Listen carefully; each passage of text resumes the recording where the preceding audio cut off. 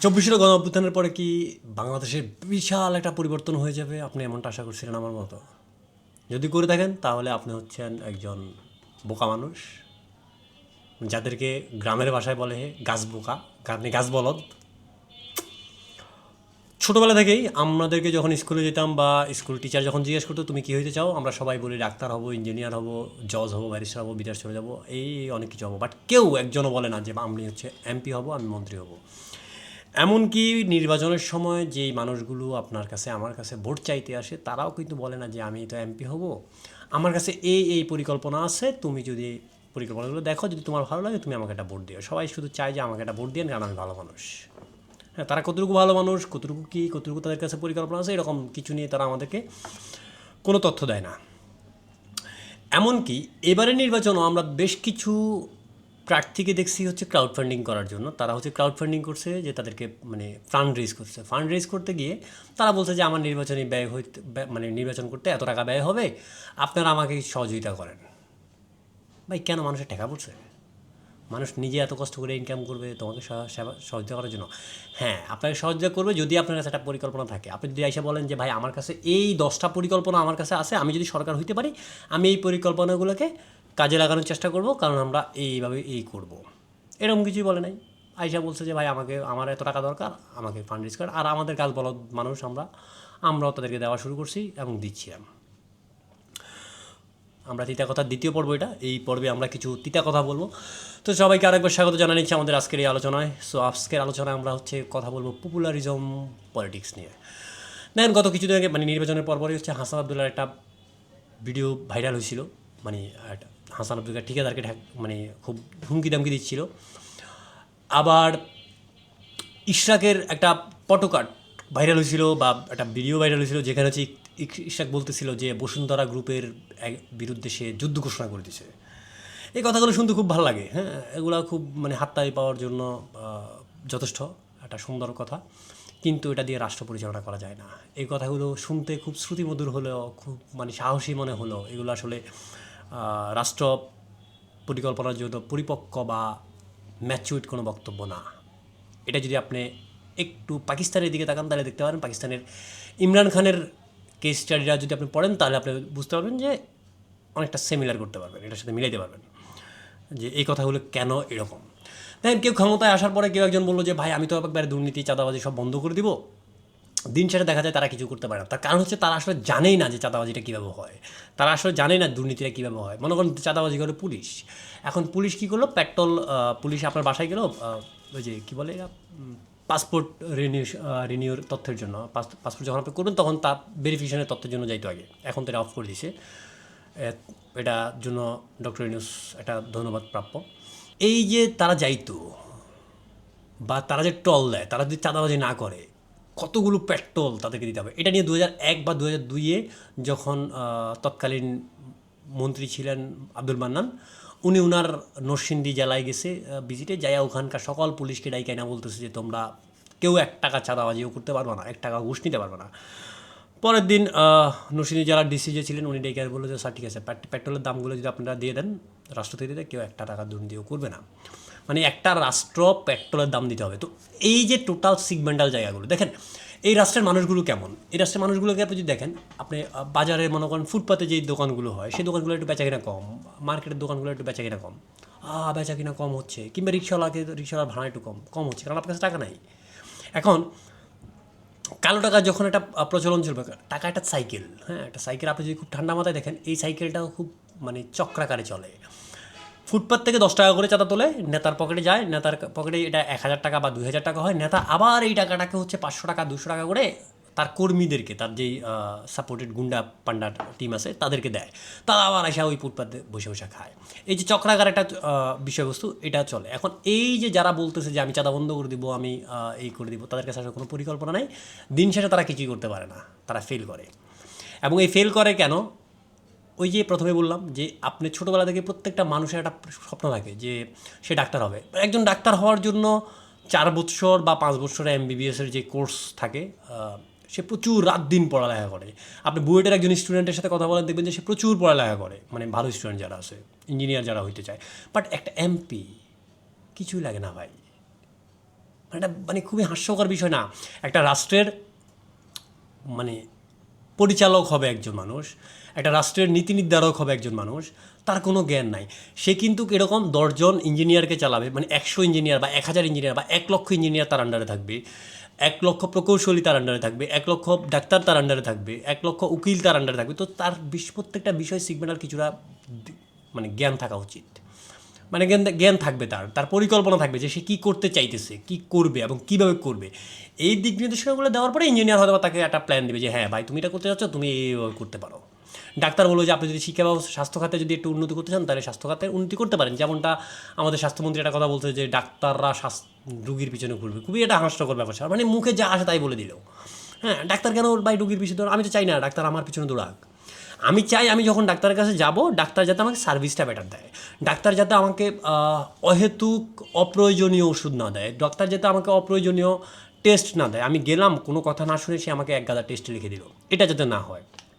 আমি এখানে নৈতিকতা চাই, আমি এখানে মানবিকতা চাই, আমি এখানে রাষ্ট্রের আইন চাই। তো এই বিষয়গুলো নিয়ে কারা কথা বলবে? আমরা চিন্তা করছিলাম ওই যে আমি প্রথমে যেটা বললাম যে আপনি যদি মনে করে থাকেন যে বাংলাদেশ 24-এর অভ্যুত্থানের পরে বিশাল একটা পরিবর্তন হবে, তাহলে আপনি আমার মতো একজন বোকা মানুষ। তার কারণ হচ্ছে যারা অভ্যুত্থানের প্রথম সারির লোক ছিল, যারা অভ্যুত্থানকে নেতৃত্ব দিছে, তারা তো একটু জ্ঞানী হওয়ার কথা ছিল, তারা ঢাকা ইউনিভার্সিটি পড়ালেখা করছে, বাট তাদের জ্ঞানের মাত্রা কতটুকু সেটা আমাদের পরবর্তী আলোচনা আমরা ডিসকাশন করব। এটা নিয়ে একটু গসামজা করবো। আমি জানি এটা অনেকেরই খুব খারাপ লাগবে, অনেকেরই, কারণ তিতা কথা সবার ভালো লাগবে না, কারণ করলা যেরকম সবার পছন্দের খাবার না। তো দেখেন, এই যে রাষ্ট্র, এই রাষ্ট্র চলে কীভাবে? এই রাষ্ট্রের একটা মৌলিক অবকাঠামো আছে। আপনি বাংলাদেশের সিনেমাগুলো যদি দেখেন, আগের দিনের সিনেমাগুলো দেখবেন যে ওখানে বিলেন দেখানো হতো কাকে? মানে ডিপজল একটু মোটা কাটা মানুষ, কালো টালো দেখতে, অনেক বিশাল শরীরের অধিকারী, সে ভিলেন। আর নায়ক হচ্ছে অনেক সুদর্শন হবে।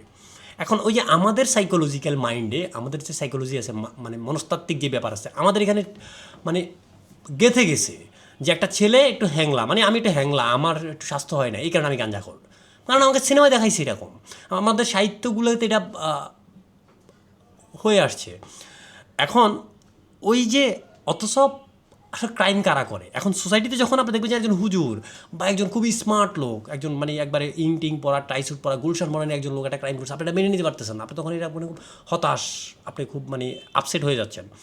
এই যে আপনার আপসেট হয়ে যাওয়াটা, আপনার মানে একটা বিশ্বাসের ব্রেক আসা, মানে বিশ্বাস ভঙ্গের যে ব্যাপার স্যাপার থাকে, এটা হয়ে যাওয়া, এটা হচ্ছে ওই যে আপনাকে ছোটোবেলা থেকে আপনি দেখে আসছেন যে আচ্ছা বিলেন মানে তো অনেক মোটা কাটা একটা বুটকা মানুষ হবে, তার মানে বিলেন মানে হচ্ছে ওইটা। তো এটা হচ্ছে একটা রাষ্ট্র এভাবে চলে, মানে রাষ্ট্রের মানে আপনি যখন রাষ্ট্রের পরিচালক হবেন, আপনি যখন রাষ্ট্রের নেতা হবেন, তখন একটা ডাক্তার যদি 4 বছর পরে, আপনার 20 বছর পড়া উচিত, আপনার একটা 20 বছরের পরিকল্পনা থাকা উচিত। তার কারণ হচ্ছে কি, এই রাষ্ট্রে হিন্দু আছে, এই রাষ্ট্রে মুসলমান আছে, এই রাষ্ট্রে খ্রিস্টান আছে, বৌদ্ধ আছে, এই রাষ্ট্রে সকল ধর্মের মানুষ আছে, এই রাষ্ট্রে অনেক রকম মতের মানুষ আছে, এই রাষ্ট্রে অনেক রকম জাতের মানুষ আছে। এখানে পাহাড়ি আছে, এখানে সমতলি আছে, এখানে মাঝি আছে, জেলে আছে, মুচি নাপিত, সবাইকে আপনাকে সাথে নিয়ে চলতে হবে।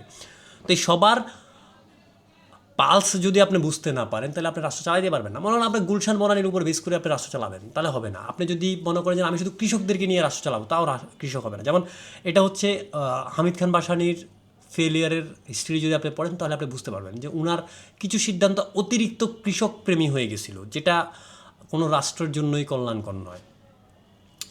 আবার একইভাবে একটা রাষ্ট্র সুন্দর পরিচালিত হয় কারণ হচ্ছে সেই রাষ্ট্রের মানুষগুলো যদি সচেতন হয়। এখন আমাদের রাষ্ট্রে সচেতন মানুষের সংখ্যা কেমন, এটা যদি আপনি দেখেন, কিছুদিন আগে ফাহাম ভাই এবং হচ্ছে সালমান মুক্তাদিরের দুজনের একটা পডকাস্ট ছিল, যেখানে একটা ছোটো ক্লিপ ভাইরাল হয়েছিল। ওই পডকাস্টটা যদি আপনি দেখেন, ওখানে সালমান মুক্তাদির এক জায়গায় বলতেছিল যে বাঙালি নেভার ওয়ান্ট এ জাস্টিস, মানে আমরা যারা বাঙালি আছে আমরা কখনো জাস্টিস ডিজার্ভই করি না। তার কারণ হচ্ছে কি, এইখানে খারাপ কাজের প্রতিযোগিতা চলে, মানে আপনি খারাপ করছেন, আমিও আপনার থেকে বেশি খারাপ করব। আপনি দুর্নীতি করছেন, আমি আপনার থেকে বেশি দুর্নীতি করবো না, আর না করতে না পারলে দুর্নীতিটাকে সহজলভ্য করে দেন যাতে আমিও করতে পারি। আমি কখনো চাচ্ছি না যে দুর্নীতিটা বন্ধ হয়ে যাক। যে যার একবারে তরতাজা কিছু উদাহরণ হচ্ছে, খুব সম্প্রতি আপনার হাসনাত আবদুল্লাহ একটা ভিডিও ভাইরাল হয়েছিল। এটা হচ্ছে আপনি যদি দেখেন, সেখানে হচ্ছে সে একটা বাচ্চাকে সে বলতেছে হচ্ছে মির্জা আব্বাস, বাচ্চারা বলতেছে চাঁদাবাজ। তার মানে বাচ্চাকে সে ঘৃণা শেখাচ্ছে, বাচ্চাকে সে মিস ইনফরমেশন শেখাচ্ছে। এখন এটা কিন্তু ক্রাইম।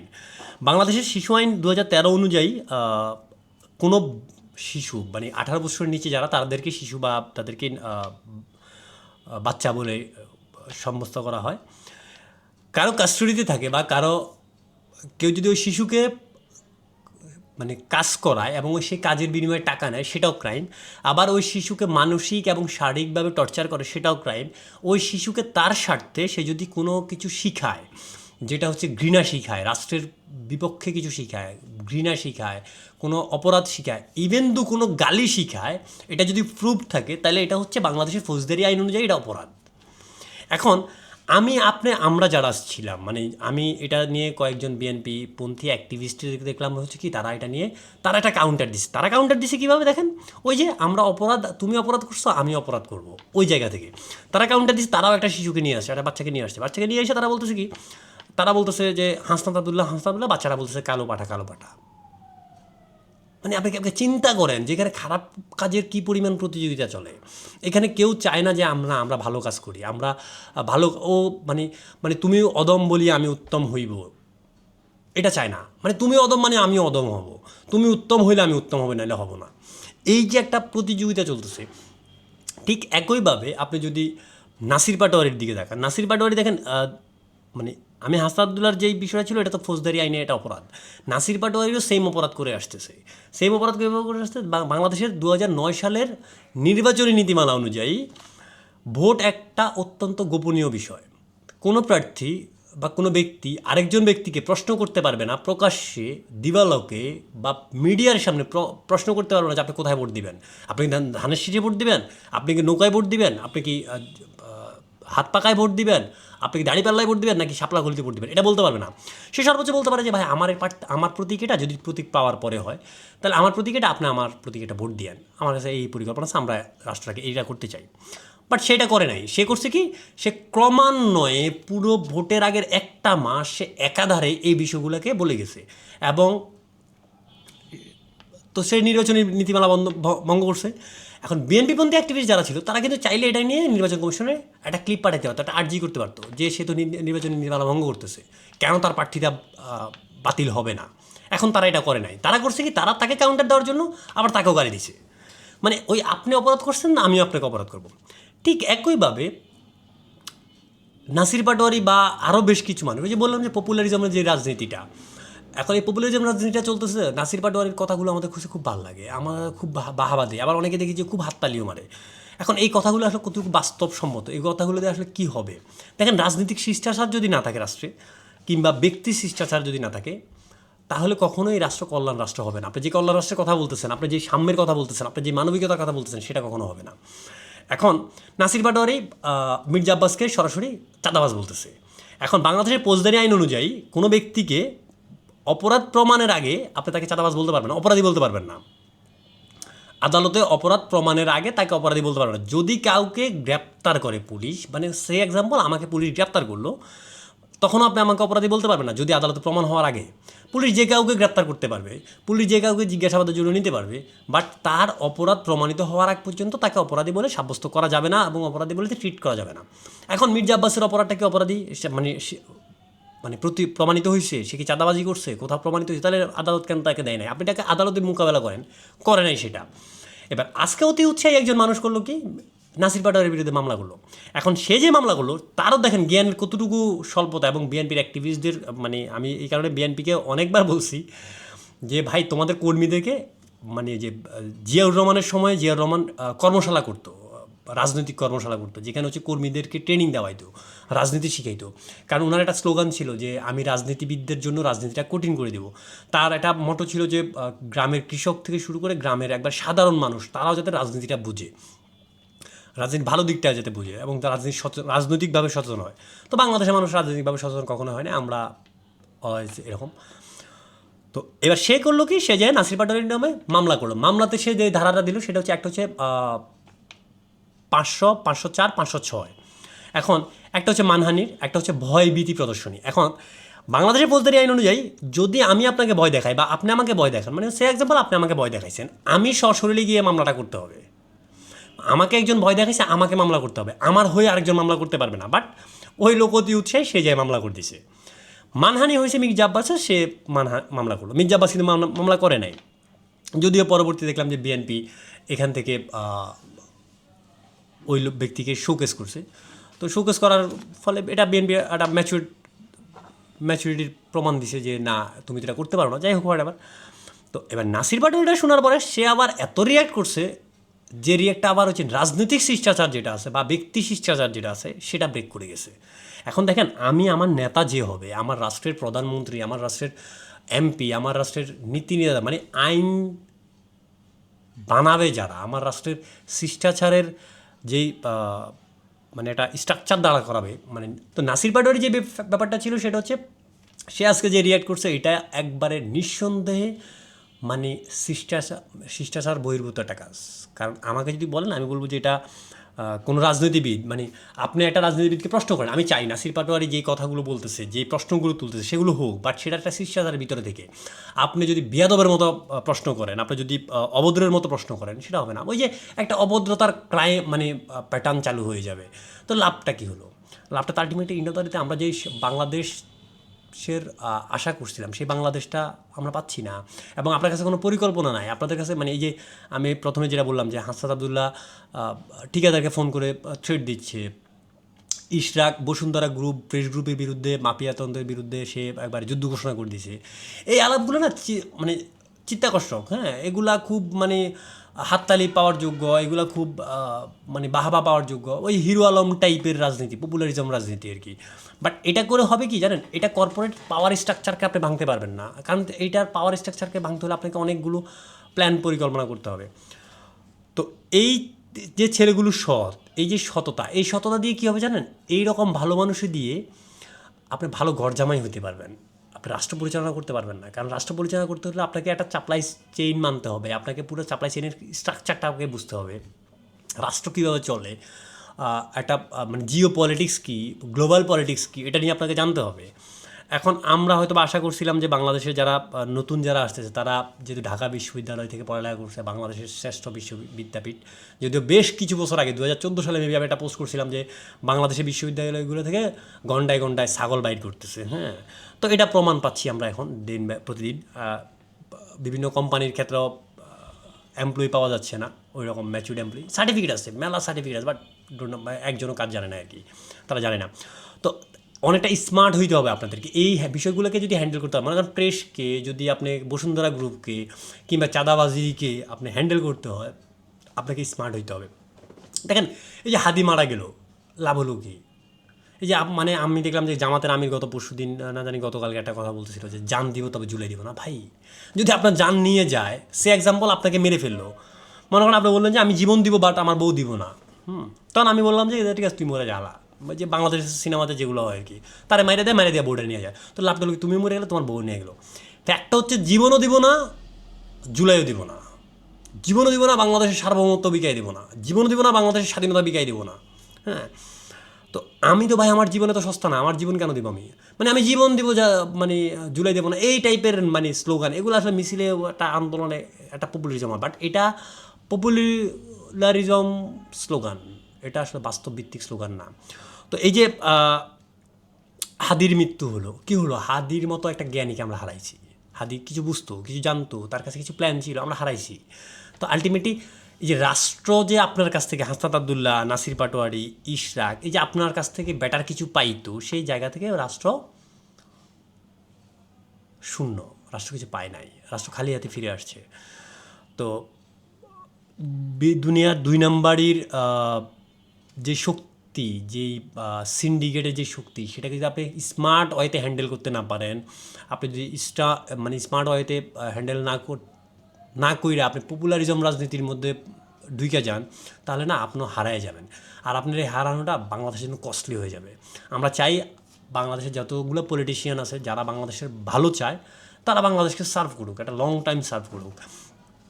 তাহলে হবে কি, বাংলাদেশের এই অসৎ, এই দুর্নীতিবাজ এরা কমে আসবে। আবার একই সাথে আমরা এটাও চাই, মানে আমি ব্যক্তিগতভাবে চাই, দেখেন স্বাধীনতা মানে এটা না যে বাক স্বাধীনতা মানে, আমি আজকে দেখলাম যে নাসির পাটোয়ারির বিরুদ্ধে যুদ্ধ মানে মামলা করার পরে অনেকে বলতেছে বাক স্বাধীনতা হারাই গেছে। না, এটা বাক স্বাধীনতা হারানোর কিছু নাই। বাক স্বাধীনতা এটা কখনোই হতে পারে না যে আমি আপনাকে গালি দিব।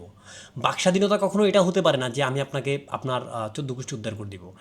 বাক স্বাধীনতা হচ্ছে আমি আপনার বস্তুনিষ্ঠ সমালোচনা করব। বাক স্বাধীনতা হচ্ছে আমি আপনার আমার যেই মনের ভাব সেটা আমি প্রকাশ করব, বাট সেটা গালি হতে পারে না, সেটা আপনাকে আঘাত করে হতে পারে না, সেটা আপনাকে মানসিক এবং আপনার পার্সোনাল অ্যাটাক করে হতে পারে না। তো দেখেন একটা টাইম পরে আপনি যদি মানে ইমরান খানের কেস স্টাডিটা করেন, তাহলে আমার মনে হয় যে পপুলারিজমের যে রাজনীতিটা আছে সেই রাজনীতি থেকে আমাদের দেশের যারা এখনকার রাজনীতি যারা করতেছে তারা বের হয়ে আসবে আশা করি। তার কারণ হচ্ছে পপুলারিজমের রাজনীতিটা ডিফারেন্ট, এটা totally different type of politics. এটা হচ্ছে হিরো আলম টাইপ পলিটিক্স। এটা আপনি অনেক দিন হাততালি হবে, অনেক দিন বাহবা পাবেন, বাট এন্ড অফ দ্য ডেতে ইউ আর দ্য জিরো। দেখি নাই কোনো ব্যক্তিকে, দেখি নাই যে সে প্রার্থী হতে যায় তার কাছে একটা পরিকল্পনা আছে যে আমি সিটি কর্পোরেশনে এই চেঞ্জগুলো করবো। ঢাকা সিটিতে অনেকগুলো নদী ছিল, অনেকগুলো খাল ছিল, যেটা আমরা ভ্যানিস ইতালিতে মানুষ ঘুরতে যায় ভ্যানিস দেখার জন্য, ওখানে নদীতে ঘোরার জন্য, আর আমার দেশের নদীগুলোকে আমি মেরে ফেলছি। তো এই যে জায়গাটা দেখেন, আপনার এই বালত্ব দিয়ে আসলে ঘর জামাই হইতে লাভ নাই। আমার রাষ্ট্রের জন্য দীর্ঘমেয়াদী সুবিধা আপনি দেন, দীর্ঘমেয়াদী সার্ভিস আপনি প্রোভাইড করেন, সেটা আমি চাই। এবার লাস্টলি তিতা কথা এই পার্টে হচ্ছে, আমি দেখলাম যে রাষ্ট্রপতির কিছু বিষয়ে আমাদের বেশ কিছু ভাই ব্রাদার খুব রাগ রাষ্ট্রপতির আচরণে। দেখেন বাংলাদেশের প্রেক্ষাপটে বাংলাদেশের যে রাষ্ট্রপ্রধান থাকে সে এটা পদটা খুব ভারী, কিন্তু এটা দ্যাটস এ জব। যে সরকার যে ক্ষমতায় থাকে তার লিখে দেওয়া একটা চিঠি সে এটা জাস্ট পড়ে শোনায়, লিখে দেওয়া বক্তব্যটা সে পড়ে শোনায়।